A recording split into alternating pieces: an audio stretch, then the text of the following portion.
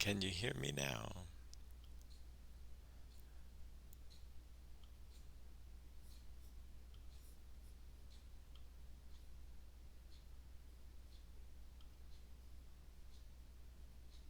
Well, I'm going to go ahead and talk. Welcome.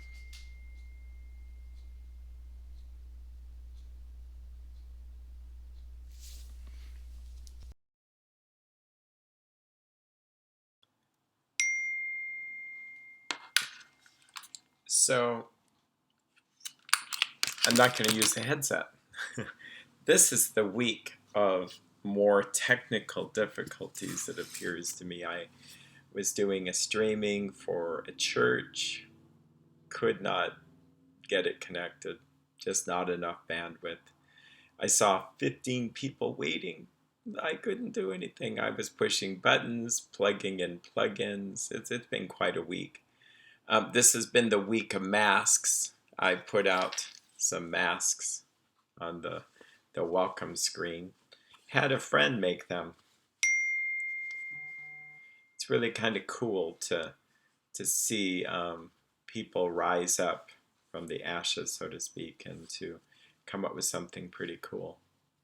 The the mask thing, I thought I would bring this up. I wonder how many people have anxiety from just wearing the mask, something over their face. Here you are in public, you're probably a little bit anxious about going into the store. You're anxious that you can't control other people and their social distancing habits. Depending on your belief system about how many germs are on the products you're buying and sanitizing them and will it work, and just being in that amount of space, like outside you're less likely to get it. If you're in your own home, you feel probably safe and comfortable there. But in your supermarket, and what's wonderful is in our neighborhood there are people who are washing all the carts. They're putting tape on the floor. They put up barriers between us and the cashier. They have announcements going. I think for the most part we're doing pretty well. But again, that's probably more a germ area. And then now those who want to wear a mask, it's a good idea. But then you're not. It makes you wonder, am I getting enough oxygen? Am I getting enough air? I was playing around with an oximeter. We had one, and I was hearing about it on the news, learning that people are using it to determine whether they should go to the hospital or not. Um, Made me think about how much oxygen we're getting or not getting when we're this anxious. I think anxiety comes in different forms, maybe three or four. Like, there is the anxious person that worries, really thinks a lot, catastrophic thinking, and they experience it as thoughts, just like, oh no, what happens if, I can't get back to work? They're trying to watch TV, but their mind goes off into what's going to happen if the kids don't graduate, or if you're one trying to graduate or have a somewhat normal school experience, it's difficult because the school experience is now going to be totally different. No real, the graduation's going to be different. The experience of prom, all that stuff is going to be different. And the following year, we probably would have been more adjusted to things. So that graduating class is going to be different than the graduation class of 2020. Yep, I was watching last night a documentary. There's a number of them on the Spanish flu, the Great Epidemic of 1918. It was horrific. Somehow the documentary that was not done recently, done a few years ago, probably when the H1N1 came out, because they were talking about that, talked about how the researchers were trying to find ways to help prevent this in the future. Very fascinating. I think maybe it appealed to the front part of my mind and appealed to man's and women's human nature is to try to rise above, and come up with solutions. So there's the thinking kind of anxiety, and then there's the visceral kind of anxiety, the type of anxiety that's kind of in our gut here. You know, we feel this pressure, muscle tension, having trouble digest food, just tension there. And 80% of serotonin, which you probably have heard of, the neurotransmitter that helps us relax.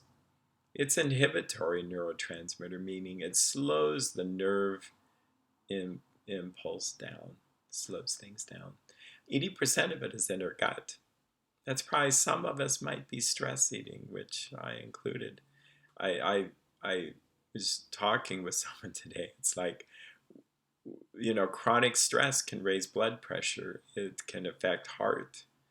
Hostility can affect heart, and it can raise glucocorticoids, which affect insulin and insulin resistance. So we will gain weight in the middle, in our belly. Why? Because it's God's way of protecting us during a famine or a stressful event, to put a lot of our extra calories there so we would survive. The problem is it doesn't really always work the best way if we don't watch out for that. And we don't really live the active lifestyle that our ancestors did that would have burned that off when we could. Which is, by the way, a good idea, to try to burn off some of the extra adrenaline. So some anxiety is very physiological. I think another type of anxiety, which is a strange kind, but it's more fatigue. I'm not sure whether the brain body kind of just shuts down. Maybe it's a form of freeze, like paralysis, like possum that just plays dead. Just like, I just can't do this, so I'm not going to deal with anything, and just freeze. Or if it's we've been working so hard, stressing ourselves out, going, and then it's kind of a crash and burn, and we're tired. Our adrenal glands are spent. So people are going to look at supplements or foods and things that help adrenaline. I'm not sure if it's been an adrenalizing thing for most of us, just watching the TV and we're having heart palpitations, but I do know that people on the front line, I watch what they're doing, and I can't believe how strong they are. They're out there doing things. I won't get into that. If you really want to see it, just go look. And then you may start to go, wow, I thought I had stress and anxiety, and they're doing pretty well. And I'm going to be offering anything I can to help them in our area. If you are a healthcare provider and need any kind of assistance, just reach out. We'll make it work. Don't worry about the finances. We'll talk later about neurofeedback, how it works. But neurofeedback, well, we can talk about it a little bit now when we're talking about this type of anxiety. EEG biofeedback is where you put little sensors on the scalp. When your brain wave hits a certain brain wave, you get rewarded with sound and colors on the screen that are more pleasing to the person. And if you don't hit the zone, then you just don't get into that. But it works really pretty well for trauma. Yeah. So a lot of things happening. We've been told many things about what could happen, and I won't repeat them, but there's messages that look like it's grim, and there's messages that look more hopeful. I think it's good to find hope in the midst of any of this anyway. And boy, I'm into brain neurology today, but I think we'll jump into just a little more piece about this, and then we'll go into exercises that help. But the amygdala, you might have heard of it. Amygdala, I think Latin, relates to the word almond. It's an almond-shaped gland in the middle part of the brain, really like a hub in many ways. It's the fear center. So if you are out walking and seeing things, and if you're direct connection from the eyes, the ears, the nose, smelling fear, and perhaps taste, but I know less about that. But you get this sensory input and it goes right into the amygdala. And it makes sense. If you see a rattlesnake, you're going to get that immediate response there. Memory. So the amygdala is related to memory as well. If you remember a bad experience with a rattlesnake and you see something on the ground that looks like a stick, you could be triggered back into that memory automatically. Or if you, like masks, I know people that have had rough experiences with masks. Maybe a mask was put on very quickly to save their life, giving them oxygen, or, well, worse situations with masks.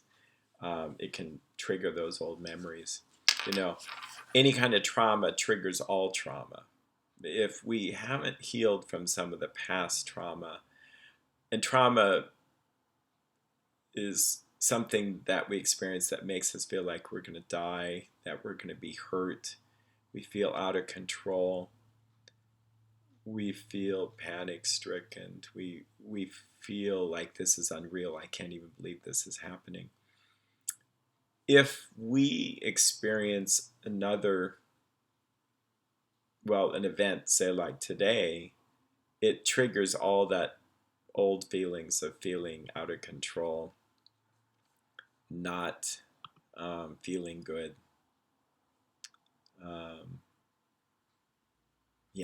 Just it triggers all those old feelings, and it's automatic. And we'll talk tonight about how to engage the front part of the brain.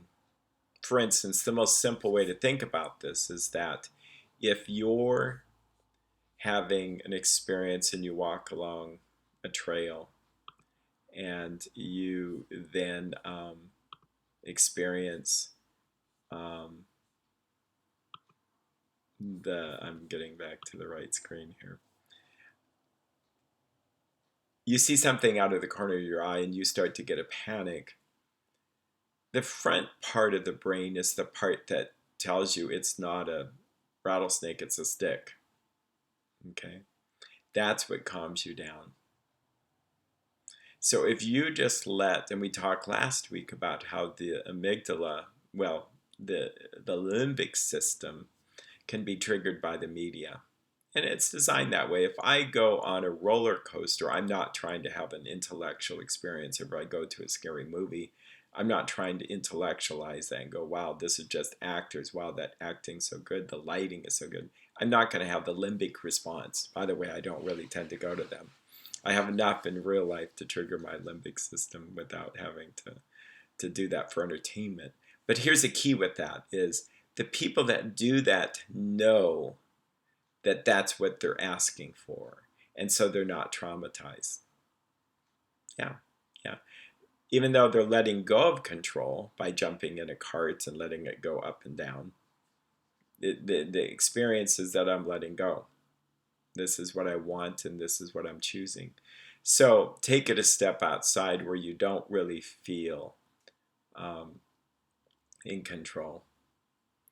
And you already have enough stress. Your stress is already built up, or you're so fatigued that you just don't know how you're going to get the energy to do what you need to do.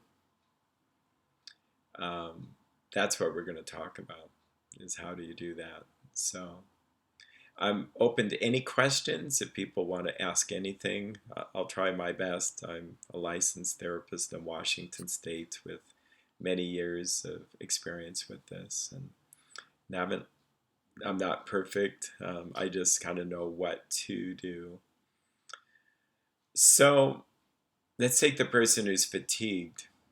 If a person's really struggling with fatigue and they know it's from this, now there's a fatigue out there from all the sinus congestion stuff or the sinus stuff with allergies, that affects your immune system too. But there are people looking at adrenal supplements, sleeping really well. There's a book called Adrenal Fatigue by the last name Wilson. You could look into that. It's kind of popular. I've read parts of it. I think it's pretty sound, but this is not meant to be medical advice or counseling advice, but there's a lot of interesting things. He talks about a lot about how our society triggers our adrenal glands. And I personally have had experiences where I took certain supplements and noticed a huge difference. I mean, just huge. I I used to be one of those night eaters, which I've gotten back into, unfortunately. But I would eat at night. I'd have dinner, and then I would eat another dinner, like at 8 or 9, and then I would sleep at midnight, get up at 6 or 7, wasn't hungry, and then I was hungry again at noon.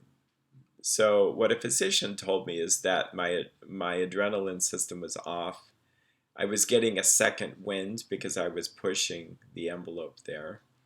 And he gave me a little product. It was like an herbal tincture to try to reset things. And so I first didn't really take it when he told me take it from 7 to 9 in the morning and from 1 to 3 in the afternoon. It's like, oh, yeah, okay, And once I did that, noticed a huge change.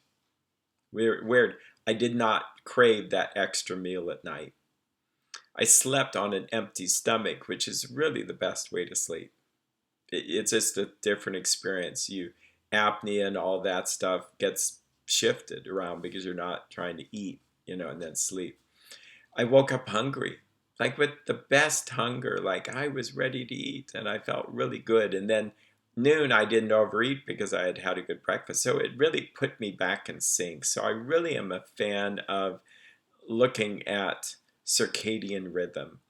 And even every time we do a time change for the daylight savings time, I've heard up as much as 30% more heart attacks that day afterwards. It's just kind of hard on our system.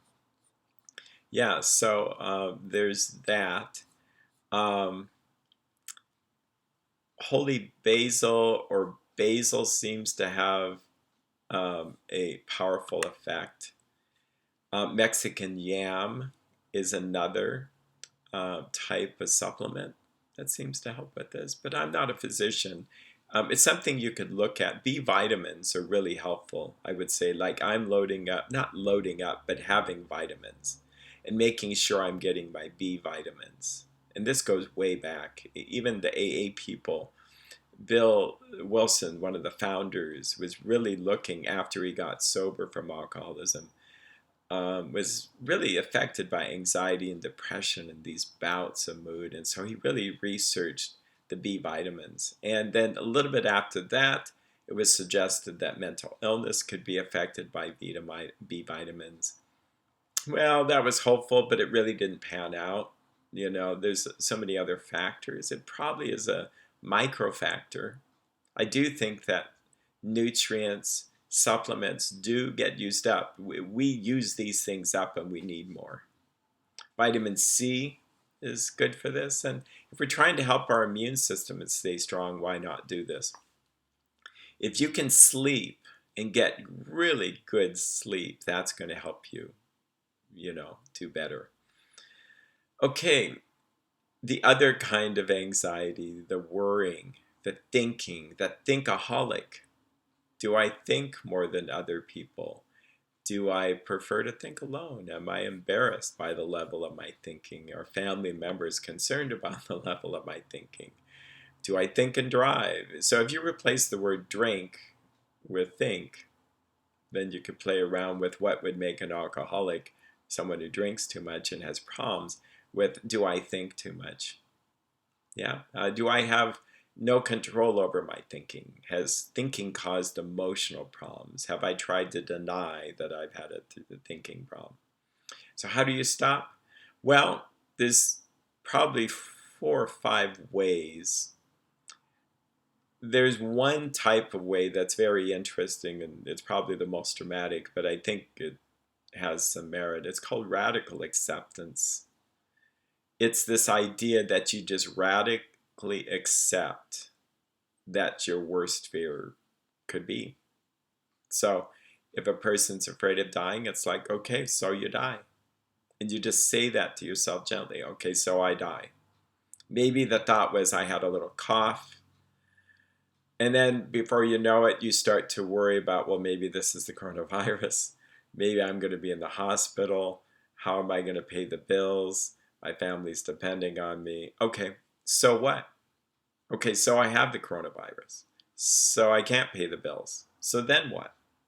And some people take a twist on that, like, then is then. If that happens, then I'll deal with it. But worrying about this now, and it all started with a little cough. And in fact, this isn't to mitigate the the real fear that it could be that, but it could also be just dry sinuses. It could be just the thought. I mean, there are psychological types of coughs. They're not common, but there are people with a chronic coughing thing, and it's psychologically induced. Other avenues for using radical acceptance, people afraid to ask each other out on a date. What if they reject me? Well, what if they do? Then what? I think it blows it out of this I got to avoid the horrible experience is what it does. Is it makes me go, nope, I couldn't live with that. Nope, I couldn't live with that. And so it's really kind of an attempt to control life, where acceptance is like, okay, whatever. And that's another phrase to use, whatever. And I know that was used in a negative way, but I think it's good to say whatever. Other people use more colorful language like F it. But I think the neurological, psychological, emotional experiences like fine then. Just let it go. Okay, so this is what happens. Yeah. And some people get a lot of relief from that because they are, in a sense, letting it go. If people have a faith tradition like Christianity, it says, cast all your cares upon Christ, for he cares for you. And here we are in the Easter season. The word cast means to curl down violently. And I think sometimes these cares grip our heart, and we just feel like, how am I going to stop? Well, you almost have to rip them off and say, enough of this, stop it. That's another fun phrase, stop it. And there's a funny video with Bob Newhart, and I recommend it. It's pretty funny. But there is some truth to that, to just say to ourselves, no, stop it. No, if I die, I die. Fine then. And I think it does work, but let's move on to some other things. Another approach to dealing with the thinkaholic or the worry or the chronic worry is to really make a list. We might have talked about this last week, but that was some of my note. Make a list. What can I control? What can I not control? And maybe we did that. Maybe we did that. Maybe we wrote that down. Maybe we haven't. But actually taking the pen and writing it down. Just write it down. Let's take the fear of, what if I can't work? I'm not going to be employable, or I'm going to lose this. So you write it all down. You just write out all those fears. You write down, I'm going to lose it. I don't know what to do. I don't know if the government's going to come through. Are people going to come back? Are they going to have discretionary income to spend? It's like, okay, what can I control of all that? And I recommended taking a deep breath, probably even having a cup of tea, something near you, just to calm you. It's a trigger to help calm you down, to say, okay, what's going to happen there? We don't really know the future, but I can, I need to let go of the fact that I can't control the customers coming in. I can't control the economy. Me worrying about the stock market is not going to make it go up and down. In fact, I would say that there is a psychological factor in this, that the more investors get nervous and worried, and it doesn't take much, they go up and down, and then we all go up and down with them. I know there's other factors, but I think that there is a psychological factor. I like to think of this as that what's going to happen after this? Well, I would prefer to think that we would get all the good from being at home, learning about teleconferencing, being with our families more, sorting out what's important from what's not important. When we go to the grocery store, buy the essentials, let go of the non-essentials. And I know that might affect the economy, but do I really need more stuff? Maybe exercise and diet will be more important, because those of us that are at home more are finding ourselves now I can't go to the gym. People, and the bless the hearts of those gym owners that are really quickly trying to offer online gym experiences, but hopefully people just go right back. Hopefully people would get over the fears of the germs that could be in the equipment, and they learn to use wipes better. I think we will build up an immune system to this, hopefully. That's what I would prefer to think, is that we take all that's good from this. Maybe we cooperate more. Maybe the petty things in, I guess I can say this, government things, fighting over stuff would stop. Maybe that's what would happen. I hope we don't go right back to the way things were. Now, the catastrophic thinking, which anybody could do if they really are prone to that, is that it's like apocalypse. There's no food. There's people running with guns, people with pitchforks, people stealing, people. It's every man and woman for themselves. The kids won't be. I mean, it just goes on and on and on if you want to do that. Again, there were shows and TV shows and movies based on that. People that watched it knew with their prefrontal cortex that they were getting a kind of a heart-stopping experience on purpose because they chose that.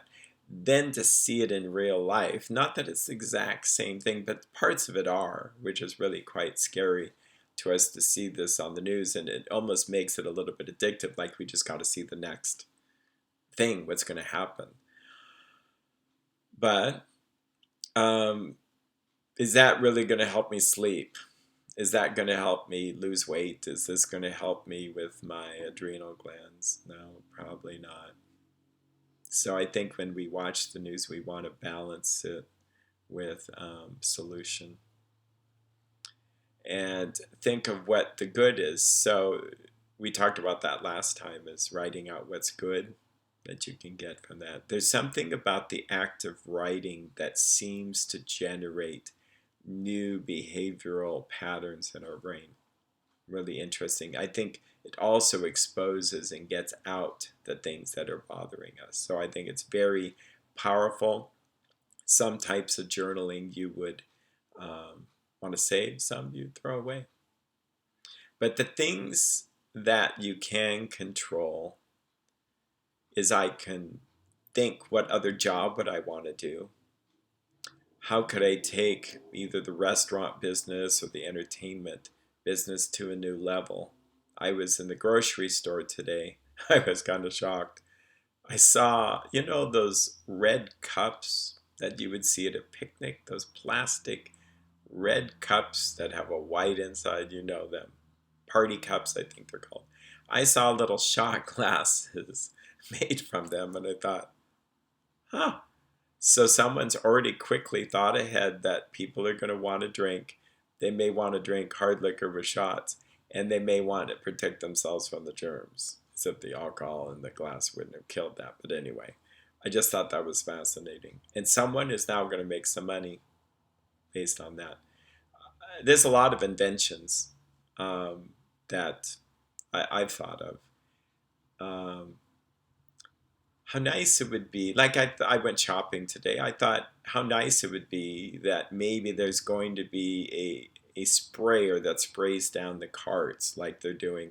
There's a company that can spray something down and says that germs can't grow on it for 3 months. And, well, I mean this politely because I don't want them to lose business. I would want to see about the health effects it might have on us.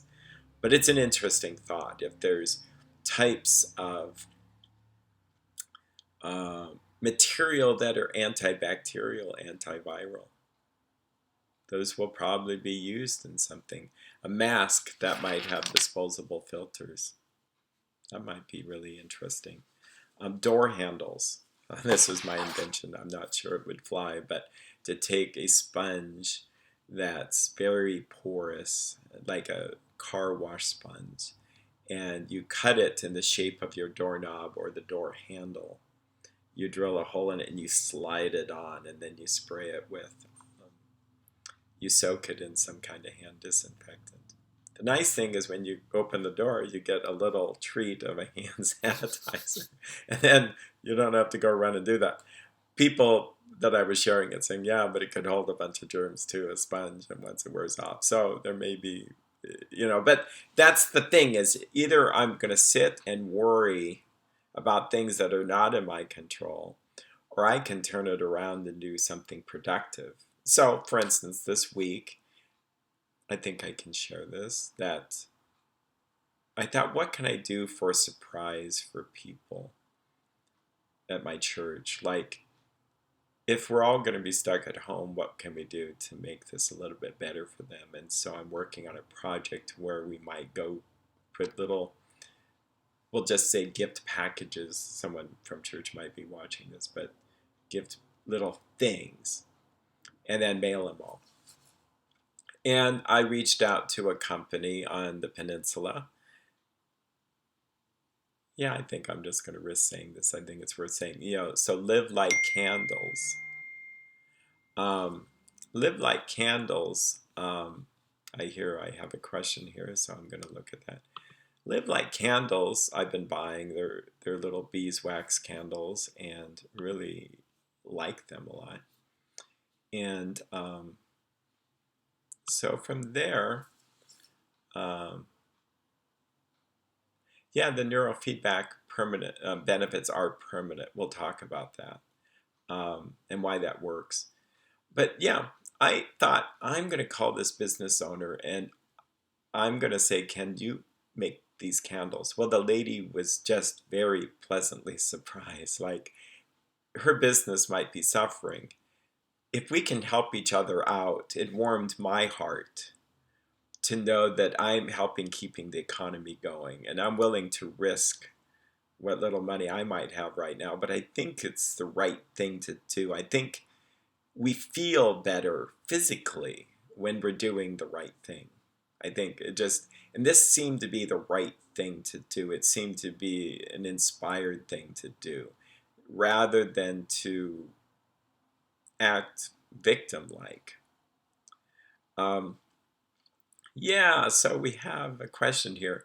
Neurofeedback benefits are permanent.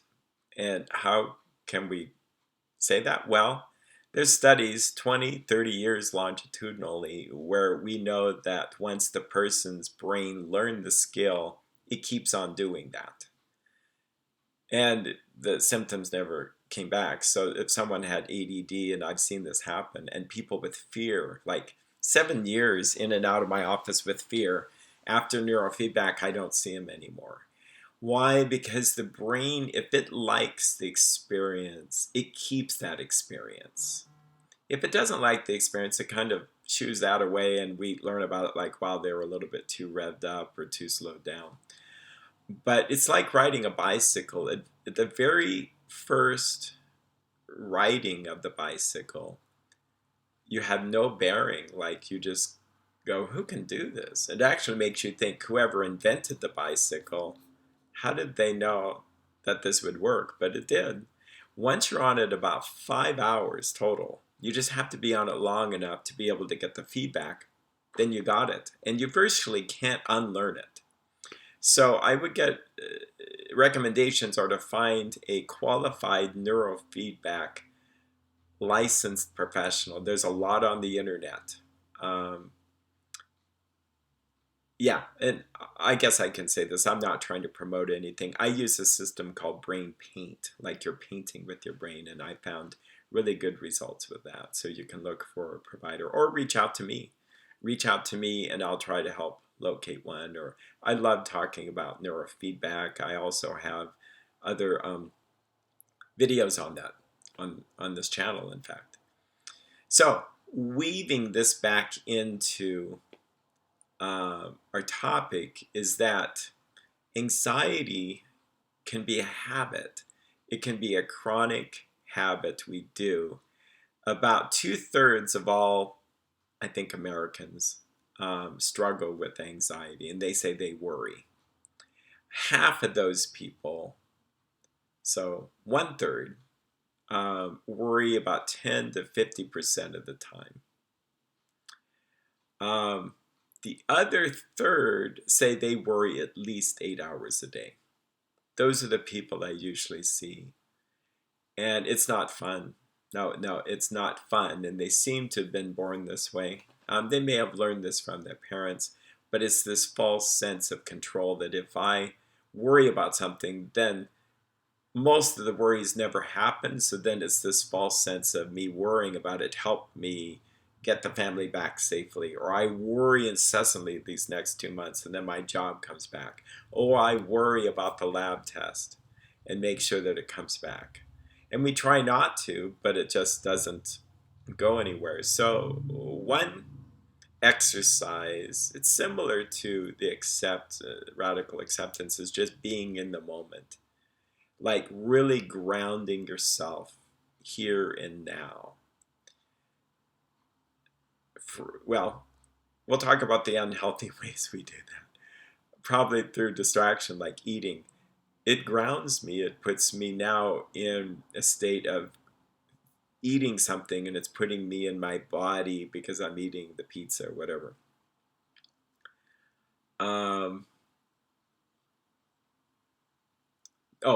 Drugs, alcohol.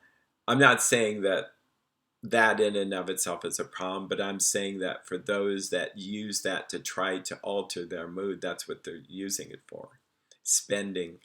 We may spend and buy, which might give us the feeling of I'm changing the channel. I'm not going to worry about the lack of money. I'm going to go buy even the smallest of items, but it gives me that distraction feeling. But one can be in the moment just by being in the moment. And like if I'm in the moment now, I'm aware that I'm now looking at my self-talk because that's the way this screen is set up. I'm aware that I have some muscle tension in my jaw, which now I became aware of it. I want to relax that. I'm aware that I'm in my office, that my voice is kind of crackly.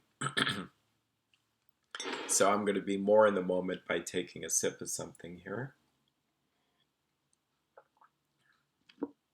You can put your hand on your heart, which we talked about last time, or maybe we didn't, but it triggers the feelings of a hug. You can be aware of oxygen, air going in through your nose. Aware of the muscle tension again. The texture of a fabric. Noticing the colors. So this is mine, but I'll invite you to just consider your own surroundings if you want to be part of this exercise. Think of where are you?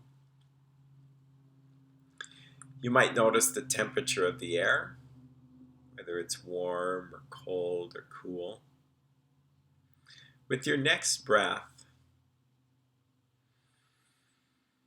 notice the sensation of the air going up through the nasal passages down to your lungs.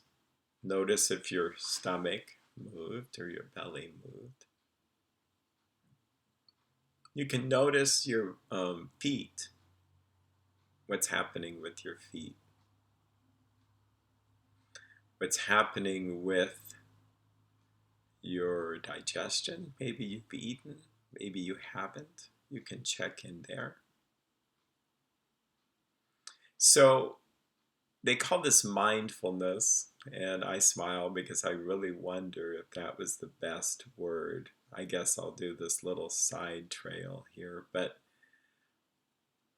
mindfulness just makes me think I'm in my mind. not in my body. I think what the term meant to be is minding, giving attention to my body, giving attention to the here and the now, minding it. But mindfulness, I think, well, I've been mindful too much in my mind and thinking, but I use the term because that's what everybody uses. It's very popular in psychology now. There's a lot of merit to it. I think, yeah, I think there's merit to just slowing down. And I think that being home more and slowing down, for instance, this is where mindful is very interesting. Going to the grocery store, we're more mindful in a different way now. Before, we didn't think about the germs. Maybe we did. We just got our food, we got in line, we didn't see signs. Now we go in and it's a different experience. We're more mindful of the possibility. So we're paying attention more to the signs, to the auditory encouragements that do social distancing. So what mindfulness does is break up the unconscious pattern. I don't know if it breaks it up, but it helps us become more mindful of what's going on and help bring us to our fears. Like just being with them, embracing them. A lot of therapy is that you're just talking about what's bothering you. And there may be layers, and once that layer's done, something else comes up and something else. And a lot of people just solve it themselves.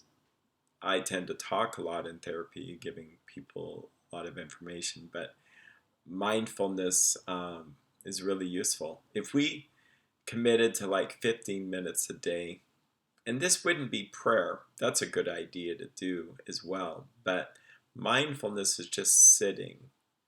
Just sitting, and well, sitting, standing is okay. Being outdoors is kind of nice because even if it's rainy, if it's cold, you just start to experience the elements. The wind, if there's wind, if there's scents in the air with spring flowers, if there's the sound of cars or not the sound of cars, all that. It's actually kind of healing for the mind body.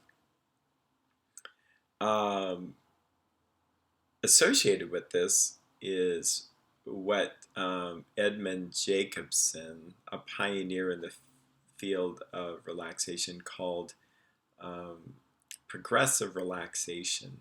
And what he really was big on is that this idea, if you could relax your body, really just practice relaxing the muscles, say like in this arm first.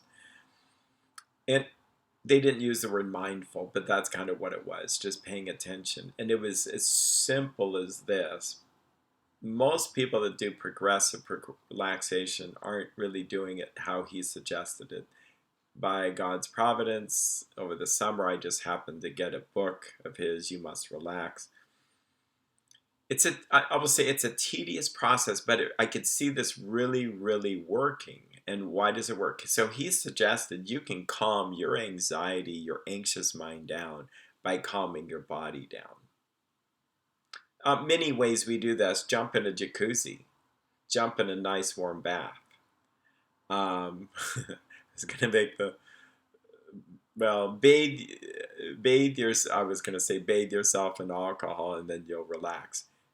Yeah, that kind of relaxes, but it's having an effect on the mind. So, like people getting pedicures or foot massages or massages, it's calming the mind down. It's hard to worry when your body's relaxed.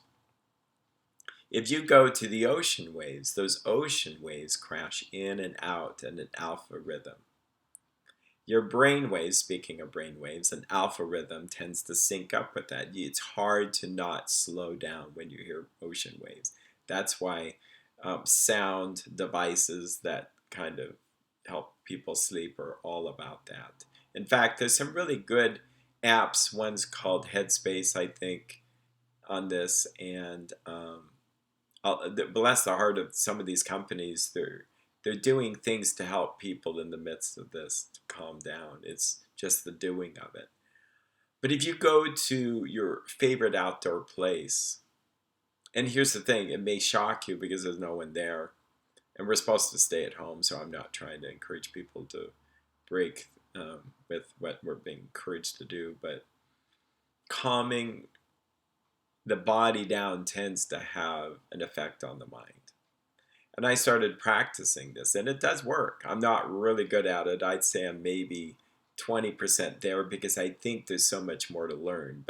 And I have some videos on this. But what you do is, a lot of people mistakenly would say you tense up the muscle and then you relax it.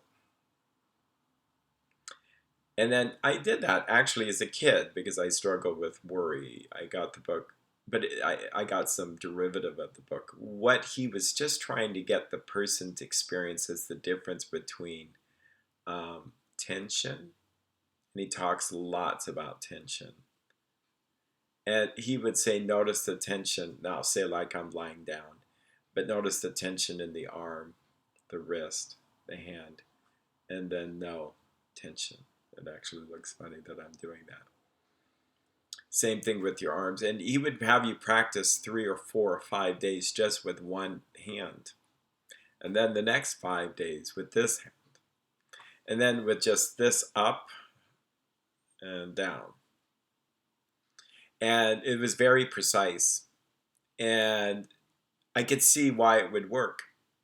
Because you're being very mindful that you hold this tension for 1 minute in your mind. And then it's non-tension. And he was on to something there, because what he said is that it's hard to relax just by relax. Just loosen up. Just let go. We hear these things, but how do you do that? So he said this is effort, and this is not effort. And not efforting is a good skill to learn. We're so geared towards efforting to do something. Like when I do the neurofeedback, if I cheer someone on, wow, you did a good job, it causes them to effort. It actually works really well if you don't do anything but just stare at the screen, because it's the organ getting the training, not your mind.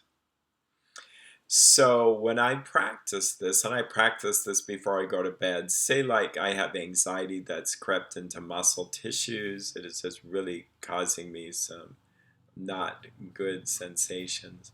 First of all, you don't fight the pain.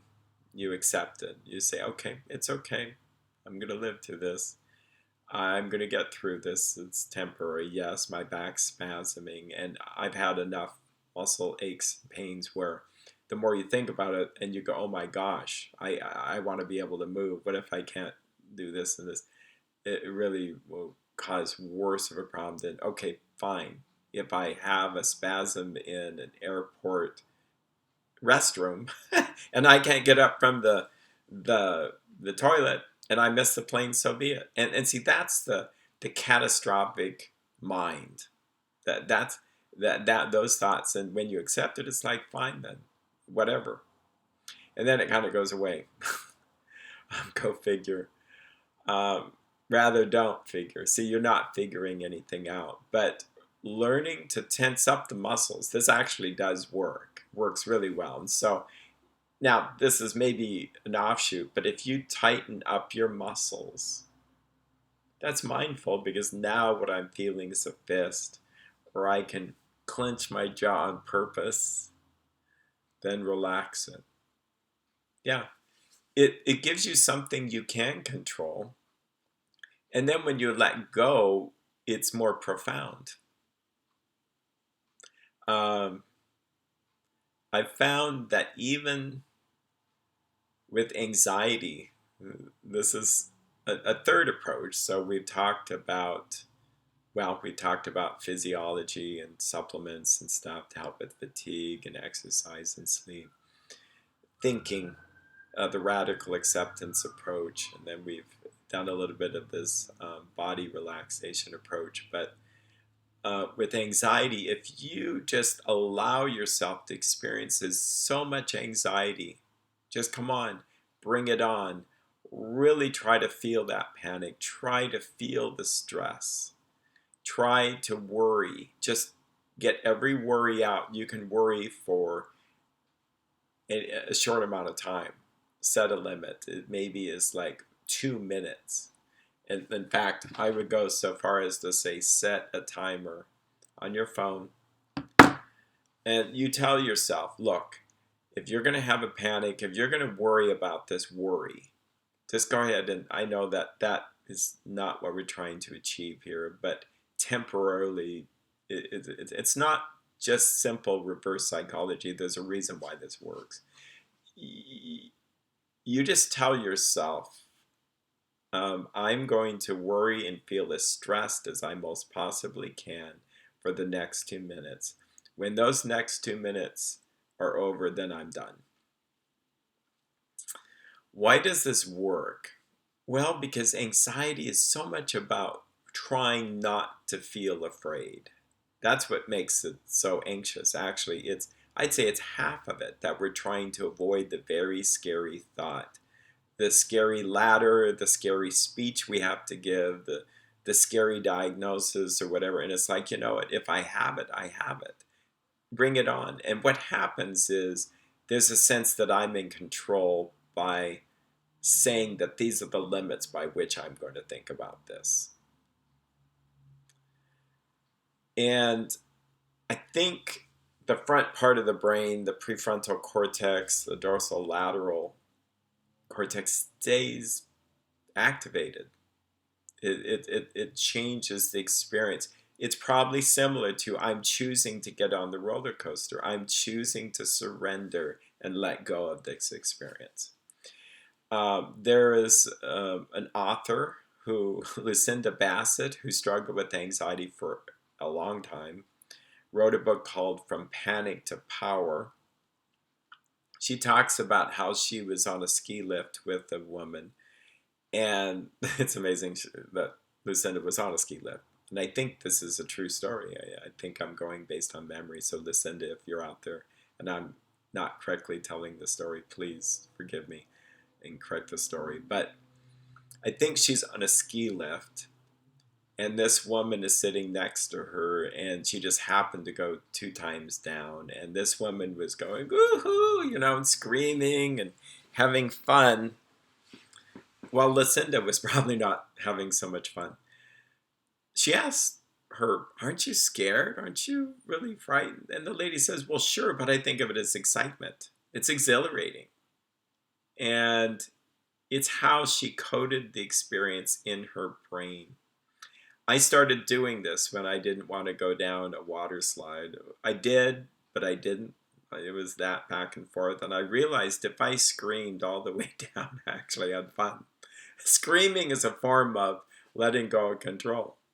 And I realized that I was holding my breath, which is probably not the thing you want to do. Tensing every muscle, which is probably not what you want to do. And by the way, I wasn't really afraid of death. I was afraid of hurting my back. Yeah. And my back ended up being fine. And I realized when my back got worse, I'm walking across the room. I was afraid of that. So I just had to say, enough. That's enough, If we see what we are experiencing right now as something that could be exciting, yes, it's dangerous. Yes, there are people losing their lives, and I feel really bad about that. And I think we can build up all that pain we have, and I think crying it out in prayer or getting it out of our system is good rather than stopping it. I think when we watch the news, we shouldn't see it as entertaining. We should see it as real, and what can I do to help? But, and I don't mean to put down the poor people that are experiencing death right now, but the reality is people die every day, and they die from heart disease. 867,000 people died from heart disease in 2017. About 600,000 people die from cancer. So if we don't watch things correctly, if we don't take care of ourselves in the big picture, we're so focused on the coronavirus and the economy, and then we get stressed out and we overeat and end up having another health issue. So standing back, and we mentioned this last time, getting a big picture. If we see the big picture and say, what can I do to make this exciting? What can I do to contribute to a new way to be, and what good can I get out of this? I was checking on the time. I don't have a clock right in front of me. You have about 5 minutes, but what can I do to do good in this moment? That's really what's important to me. And I believe in God, that God has given us this experience. I'm not saying that He's the author of evil or hardship or any of this. What I'm saying is that He has so allowed this, as He's allowed good things and not so good things. And if I look for the good in this, the good will increase. If I look for what's bad about it, it will increase. And my physiology, my brain power is just going to go down that way. So I need to be mindful, of what I get to think about. And the more you do this, so the more you train your mind to be calm, the more you calm your body to be calm. You can look at those videos. The more calm you'll be. You just won't carry this chronic tension. Maybe this coronavirus anxiety that we all are suffering from will teach us how to let go as a people, as a race, more. It may toughen us up. I was thinking of this in preparing for today. Our ancestors had probably a lot more unpredictability in their life. Like food, just the harvest may work out or it might not work out. They could be attacked by another nation, and we have that today, but it's just different level. They could be having weather patterns that were like, the shelter wasn't like, did they have air conditioning? No. Did they have the type of homes that could withstand cold temperatures? No. So we have gotten much more comfortable. And so we have an illusion of control. We have this sense that we can choose things more.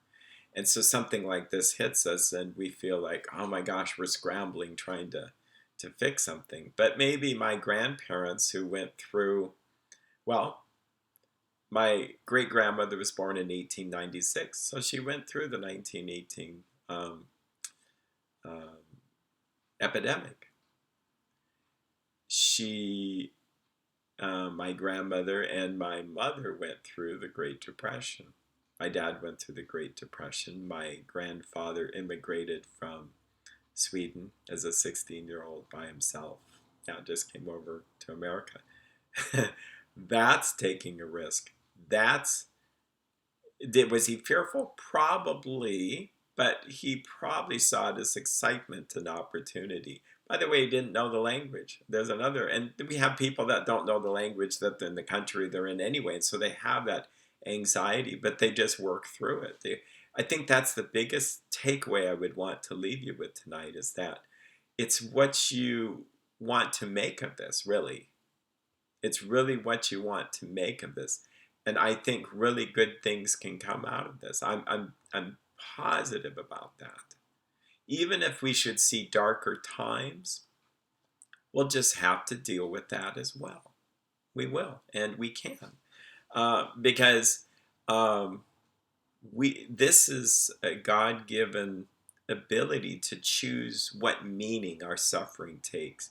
Read the work of Man's Search for Meaning by Viktor Frankl, who was a Jewish psychiatrist who was in a a Nazi concentration camp. He went through that, and he already had his theory before he even went. People think he developed this theory. No, he felt that man has a choice about suffering. If it has meaning, we will do it. Now think about it. We would suffer if we knew good was going to come out of it, if for our own benefit or for our children or a loved one. It doesn't hurt as much. If we feel like there's meaningless suffering, that's the problem. If we feel like, I don't know how it would be to not believe in existence of God who would take care of us and guiding this situation, because then we really would be left up to our own devices. And I think we have to interact with God. He gives us science and technology, but we have to interact with him to realize, okay, we're kind of powerless over this. Give us knowledge, wisdom, insight, the direction to go.